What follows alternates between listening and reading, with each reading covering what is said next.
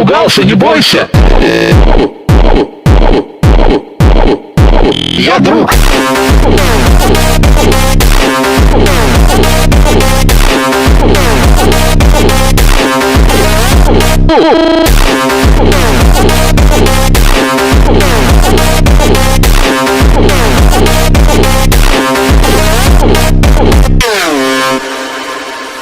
Я тебя не обижу, иди сюда.